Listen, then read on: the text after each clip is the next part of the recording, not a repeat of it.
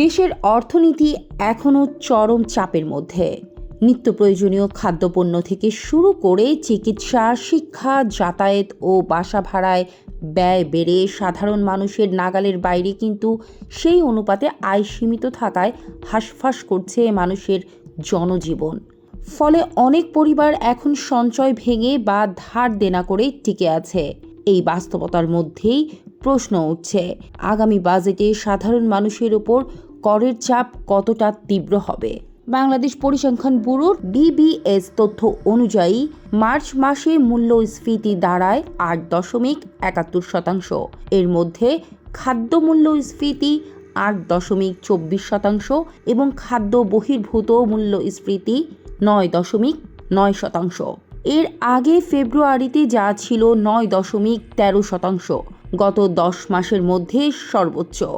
2024 থেকে 2025 কর বর্ষে মূল্যস্ফীতি 10.3%, খাদ্য মূল্যস্ফীতি 10.7%। অথচ করমুক্ত আয়সীমা প্রায় অপরিবর্তিত। বর্তমানে করমুক্ত আয়সীমা 3,50,000 টাকা, অর্থাৎ মাসে মাত্র 29,167 টাকা আয় হলেই কর দিতে হচ্ছে।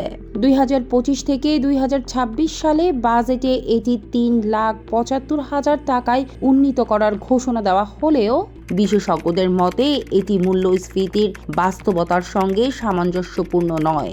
সাবেক NBR chairman doctor Mohammad Abdul Majid বলেন, করমুক্ত আয়সীমা 4 লাখ টাকা হলেও রাজস্বে তেমন কোনো প্রভাব পড়বে না। তিনি আরও বলেন, বড় কর ফাঁকি বন্ধ না করে সাধারণ মানুষের উপর চাপ আরও বাড়ানো হচ্ছে।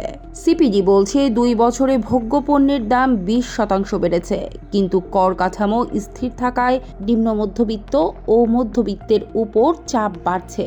তাদের মতে করমুক্ত আয়সীমা কমপক্ষে 4 লাখ টাকা হওয়া উচিত। চাল, ডাল, তেল, চিনি থেকে শুরু করে মাছ, মাংস সবকিছুর দাম বেড়েছে। শতাধিক ওষুধের দাম বেড়েছে 53টি ব্র্যান্ডে। শিক্ষা, পরিবহন, জ্বালানি ও বাড়ি ভাড়াও বেড়েছে নিয়ন্ত্রণহীনভাবে। PPRCর মতে দারিদ্র্য হার 27.93%, BBS বলছে 19.2%, বিশ্বব্যাংকের মতে 21.2%। সব মিলিয়ে প্রায় 6,20 লাখ মানুষ দারিদ্র্যের ঝুঁকিতে। খাদ্যপণ্য আমদানিতে 0.5% থেকে 2% পর্যন্ত উৎসে কর কাটা হয়। ব্যবসায়ীরা বলছেন, এই অতিরিক্ত খরচ শেষ পর্যন্ত ভোক্তার উপর চাপিয়ে দেওয়া হয়। টুথব্রাশ, সাবান, ফ্যান, লাইট সবকিছুতেই ভ্যাটের আওতা বাড়ছে।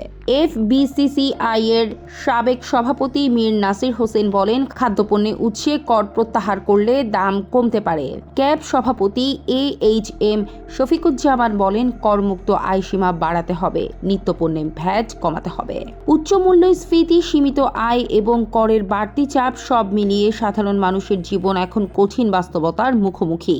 এই অবস্থায় প্রশ্ন উঠছে, নীতি কি মানুষের স্বস্তির জন্য নাকি চাপ বাড়ানোর জন্য? একটি রাষ্ট্র যখন উন্নয়নের কথা বলে, তখন কি সেই উন্নয়নের ভার সবচেয়ে বেশি পড়ে সাধারণ মানুষের কাঁধেই?